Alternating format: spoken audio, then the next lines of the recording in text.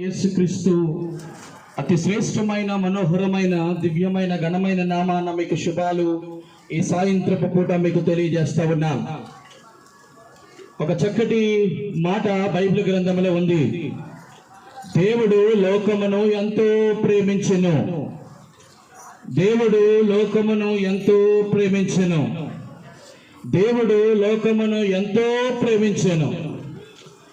దేవుడు లోకమును ఎందుకు ప్రేమించాలి అనే ఒక మాట సందేహము ఒకవేళ మీకు వస్తే, దేవాది దేవుడు ఈ లోకములో మనుషులను సృజించినప్పుడు అసలు నేను సృజించినటువంటి మానవులు, నేను పుట్టించినటువంటి మానవులు ఎలాగున్నారని దేవాది దేవునికి ఒక ఆశ కోరిక పుడితే, ఒక్కసారి ఎవరు సమీపించరానటువంటి వెలుగులో తేజోమయుడిగా ఉన్నటువంటి ఆ దేవుడు, సర్వ సృష్టికర్త అయిన దేవుడు, ప్రేమామయుడైనటువంటి దేవుడు, జీవము కలిగిన దేవుడు, పరలోకము ఆయన సింహాసనము, అనేకమైన దేవతల కంటే ఉన్నతమైనటువంటి స్థితిలో అధిరోహించినటువంటి సర్వశక్తుడైనటువంటి దేవుడు ఈ లోకాన్ని చూసినప్పుడట ఆయన 3 విషయాలు ఈ లోకములో కనుగొన్నాడు. మొదటిదట, ఆయన సృజించినటువంటి బిడ్డలని దేవుని కుమారులు అన్నారు.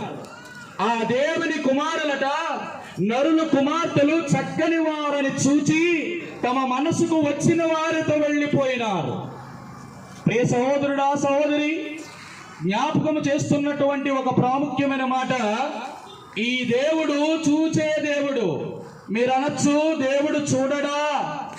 చాలా కాలం క్రితము ఎంతో మంది పాటలు రాశారు. నువ్వు దేవుడువైనా, ఒకవేళ దేవుడు ఉంటే, నీకు కనులు ఉంటే, లోకములో జరుగుతున్నటువంటి అనేకమైనటువంటి ఈ భయంకరమైన పరిస్థితిని నువ్వు చూస్తున్నావా, కనిపెడుతున్నావా? కనిపెడితే వీళ్ళకి ఎందుకు శిక్ష రాదు అని చాలా మంది పాటలు రాసిన వారు ఉన్నారు. అమ్మా అయా, ఒక మాట, దేవుడు చూస్తున్నాడు. ఏమి చూస్తాడు? మొదటిది అంటే, ఆయన పుట్టినటువంటి, ఆయన వలన పుట్టినటువంటి ఆయన బిడ్డలు సమస్తము ఆయన ప్రజలే.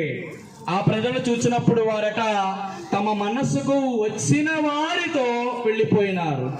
దాని అర్థం, దేవుడు చూసినప్పుడు మానవుల యొక్క మనసును చూచిన వాడు ఈయన. మనసు కనబడుతుందా? చెబుతాను ఆ మాట. రెండవదిగా, దేవాది దేవుడు లోకము ఎందుకు ప్రేమించినాడు అనంటే, మరలా ఆయన భూలోకం వైపు తేరు చూస్తున్నప్పుడు ఆయనట భూమిలోనున్నటువంటి మనుషుల యొక్క చెడుతనము గొప్పదని, వారి హృదయములోని తలంపులలోని